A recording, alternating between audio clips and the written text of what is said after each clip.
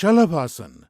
शलभ एक संस्कृत शब्द है जिसका हिंदी में अर्थ है पतंगा या टिड्डा।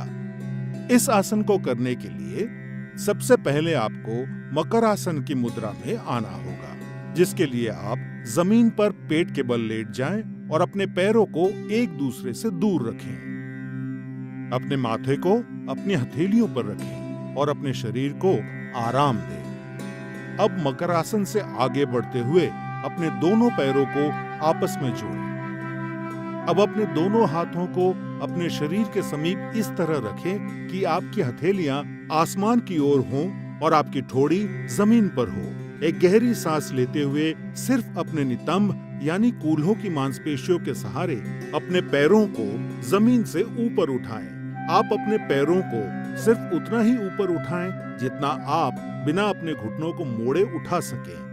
आप पैरों को ऊपर उठाए रखने के लिए अपनी बाहों का सहारा ले सकते हैं, जिससे आप अपने शरीर को स्थिर रख सकें। अब इस स्थिति में सामान्य रूप से सांस लें और छोड़ें और 10 से 20 सेकंड तक आराम से रहें। यह आसन सायाटिका एवं पीठ के निचले हिस्से में हो रहे दर्द से राहत देता है, कूल्हों और गुर्दों के आसपास की मांसपेशियों को आकार देता है।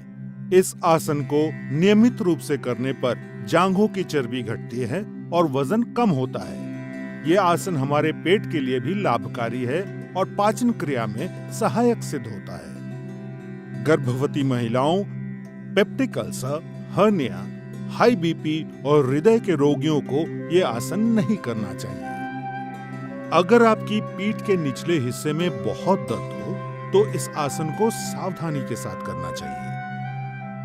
10 से 20 सेकंड तक इस स्थिति में रहने के बाद सांस छोड़ते हुए धीरे धीरे टांगों को वापस जमीन पर ले आएं। अब मकर आसन में आने के पश्चात विश्राम करें। यह आसन आपके मानसिक तनाव और थकान को भी दूर करता है।